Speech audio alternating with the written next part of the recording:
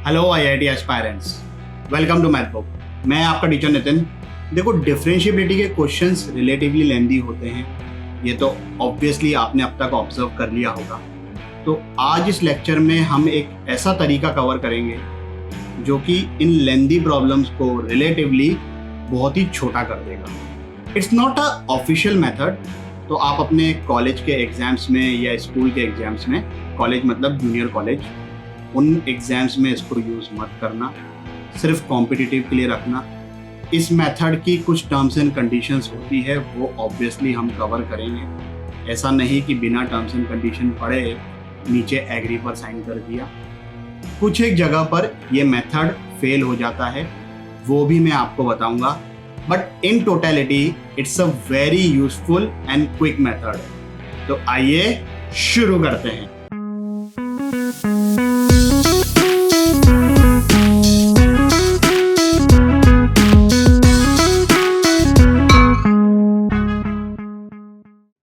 Fastest way to check differentiability, terms and conditions apply. क्या है भाई ये तरीका, समझते हैं। अगर कोई function x equal to a पर कंटिन्यूअस है, this thing is very important. अगर कंटिन्यूअस नहीं हुआ तो हम ये तरीका यूज नहीं कर सकते। तो अगर किसी point x equal to a पर कोई फंक्शन कंटिन्यूअस है तो वो डिफरेंशिएबल भी होगा अगर इस फंक्शन का derivative x equal to a पर कंटिन्यूअस है। मतलब पहले तो x इक्वल टू a पर fx कंटिन्यूअस होना चाहिए और फिर x इक्वल टू a पर f डैश x, जो कि fx का डेरिवेटिव है, वो भी कंटिन्यूअस होना चाहिए। अब आप सोच रहे होंगे कि यार इसमें तो दो दो चीजें करनी है, तो फिर ये रिलेटिवली छोटा मेथड कैसे हुआ? भाई, कंटिन्यूटी चेक करना कंपेयर टू डिफरेंशिएबिलिटी के आसान है ना। It's relatively fast, so this is the fastest method. और अगर फंक्शन कंटिन्यूअस ही नहीं हुआ तो वो डिफरेंशिएबल हो ही नहीं सकता, टेंशन ही खत्म। एक ऐसा सिंपल सा सस्ता सा एग्जांपल ले लिया है भाई, fx equal to mod x। हमें ये पता है कि मॉड x जो है वो x इक्वल टू 0 पर कंटिन्यूअस होता है, बट वो डिफरेंशिएबल नहीं होता है। राइट हैंड डेरिवेटिव की वैल्यू +1 आती है, लेफ्ट हैंड डेरिवेटिव की वैल्यू -1 आती है।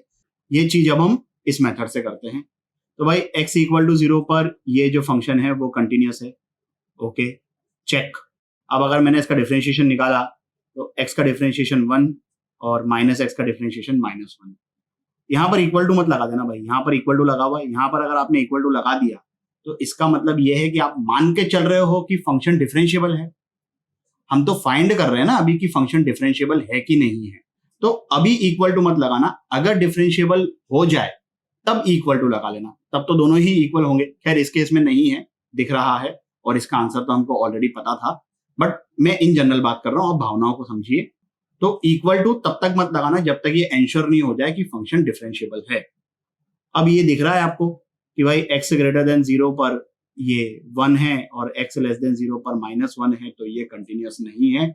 इसका मतलब fx जो है वो x इक्वल टू 0 पर डिफरेंशिएबल नहीं है। ये बात तो हमको ऑलरेडी पता थी, हमने वेरीफाई कर ली, खटखटा खटखट। तो अब इस तरीके को यूज करके या जो अपनी ओरिजिनल डेफिनेशन है वो यूज करके, जैसी आपकी श्रद्धा, इस क्वेश्चन को सॉल्व करिए 5 मिनट के लिए वीडियो को पॉज करके। चलिए भाई, क्या आंसर आ रहा है? C belongs to R and A plus B is coming out to be 0। ये जो JEE मेन में क्वेश्चन आया है उसमें ऑप्शंस थे, उसमें एक ऑप्शन ऐसा था A equal to 0, B equal to 0। वो करेक्ट आंसर था क्योंकि उस केस में भी A plus B equal to 0 हो रहा है, और बाकी के जो 3 ऑप्शंस थे उसमें कहीं पर भी A plus B equal to 0 नहीं हो रहा था। अब जिनका ये आंसर आ गया है सॉल्यूशन को स्किप कर सकते हैं, मैं इसको सॉल्व करूंगा हमारे फास्टेस्ट मेथड से। ओके, चलिए भाई, तो पहले हम इसको डिफाइन करते हैं। मतलब मैं मॉड हटा दूंगा। अब देखो भाई, साइन एक्स जो है ना वो 0 से थोड़े से ज्यादा के लिए पॉजिटिव होता है, बट एकदम ऐसा नहीं लिख सकता कि ग्रेटर देन 0 के लिए ये पॉजिटिव है साइन एक्स, क्योंकि अगर वैल्यू पाई से ज्यादा हुई तो मामला बिगड़ जाएगा। तो हम काम करते हैं, इसको सिर्फ फर्स्ट क्वाड्रेंट में रखते हैं। तो फर्स्ट क्वाड्रेंट में साइन एक्स पॉजिटिव है, मैंने मॉड्यूलस हटा दिया, और एक्स ग्रेटर देन 0 के लिए ये मॉड्यूलस भी हट जाएगा, ये मॉड्यूलस भी हट जाएगा, और मैं एक्स ले रहा हूँ सिर्फ फर्स्ट क्वाड्रेंट में, क्योंकि मुझे तो 0 से थोड़े से ज्यादा वैल्यूज के लिए चेक करना है ना। फिर भी हमने इतना बड़ा इंटरवल ले लिया है। कंप्लीटली एक्स ग्रेटर देन 0 क्यों नहीं लिख रहा हूँ, भावनाएं समझ रहे हो ना? क्योंकि अगर मैंने एक्स ग्रेटर देन 0 लिख दिया तब मैं मॉड्यूलस नहीं हटा सकता। जैसे ही थर्ड क्वाड्रेंट आएगा मामला बिगड़ जाएगा भाई, समझ रहे हो ना? आई एम श्योर समझ गए होगे, होशियार बच्चे हो। फिर एक्स लेसर देन 0 वो अपन रखते हैं फोर्थ क्वाड्रेंट में, तो ये साइन एक्स नेगेटिव होगा, this will open with a minus sign.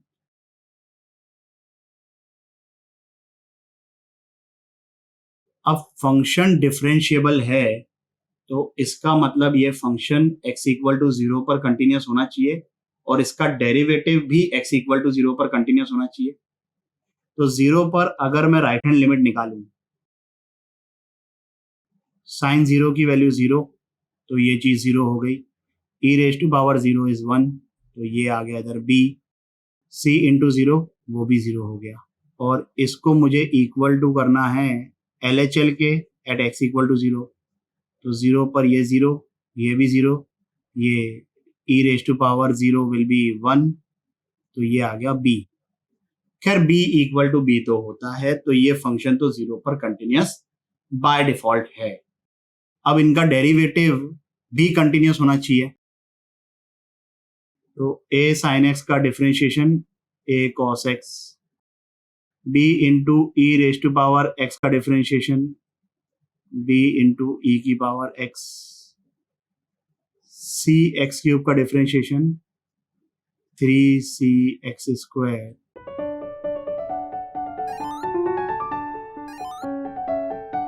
इस केस में x इक्वल टू 0 पर राइट हैंड लिमिट कितनी आ रही है भाई?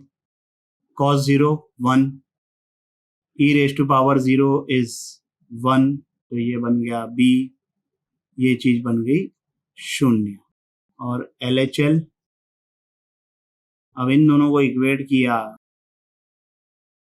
तो यहां से आ गया a plus B equal to 0, और c पर तो चीजें डिपेंड ही नहीं कर रही है, तो c will be a real number. अब कौन से ऐसे वो एरियाज हैं जहां पर ये अपना जो मेथड है, जो कि ऑफिशियल नहीं है लेकिन काम का है, वो फेल कर जाता है?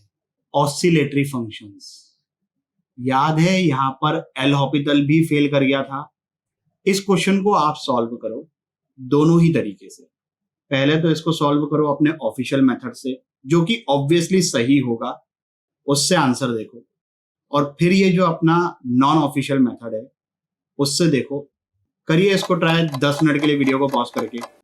चलिए भाई, तो ऑफिशियल मेथड से जो इसका करेक्ट आंसर है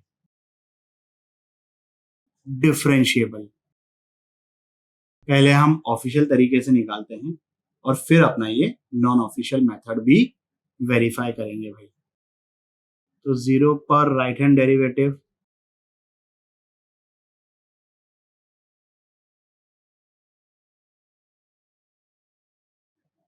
f ऑफ 0 प्लस h बन जाएगा माइनस f ऑफ 0 की वैल्यू 0 दे रखी है अपॉन h से ये h cancel, sine 1 by h when h is tending to 0 plus this value will be from -1 to 1, हमें नहीं पता क्या होगी बट -1 से 1 होगी, बोथ इंक्लूडेड। h क्या है? 0, 0 into something finite is 0। Same value अपनी लेफ्ट हैंड डेरिवेटिव की भी आ जाएगी, so this function is differentiable. अब अगर हम अपने आज वाले मेथड से देखें तो भाई ये फंक्शन 0 पर कंटिन्यूस तो है, इसका डिफरेंशिएशन निकालते हैं भाई। First function into differentiation of second function, और इसमें लगेगा चेन रूल, 1 बाय एक्स का differentiation -1 by x square, plus second function into, तो ये एक्स स्क्वायर से ये एक्स स्क्वायर कट गया, यहां पर आ गया माइनस कॉस 1 बाय एक्स और इधर है 2x sin 1/x। अब देखो भाई, ऐसा है कि अगर मैं 0 पर लिमिट चेक करने की बात करूं यहाँ पर, तो ये चीज तो 0 बन जाएगी। इसकी वैल्यू क्या होगी हम बता ही नहीं सकते। It will be somewhere from -1 to 1, but क्या? तो यहां पर इस फंक्शन के हिसाब से लिमिट डज नॉट एग्जिस्ट है, और क्योंकि लिमिट डज नॉट एग्जिस्ट है, this function f' is not continuous. इसका मतलब fx इज नॉट डिफरेंशिएबल, जबकि करेक्ट आंसर क्या है? डिफरेंशिएबल। तो ये याद रखिएगा कि ये जो मेथड हमने आज पढ़ा है, एक तो पहली बात तो फंक्शन कंटिन्यूअस होना चाहिए, और ऑसिलेटरी फंक्शंस पे ये फेल कर जाता है भाई। बाकी हर जगह पे बिंदास लगाओ और फटफट आंसर लाओ। इस वीडियो के लिए बस इतना ही। आशा करता हूं कि आपको ये टॉपिक भी अच्छे से समझ आया होगा। अगर समझ में आया हो तो लाइक, कमेंट, सब्सक्राइब करें और अपने दोस्तों के साथ भी शेयर करें। अगले वीडियो तक के लिए सावधान रहें, सुरक्षित रहें। जय हिंद।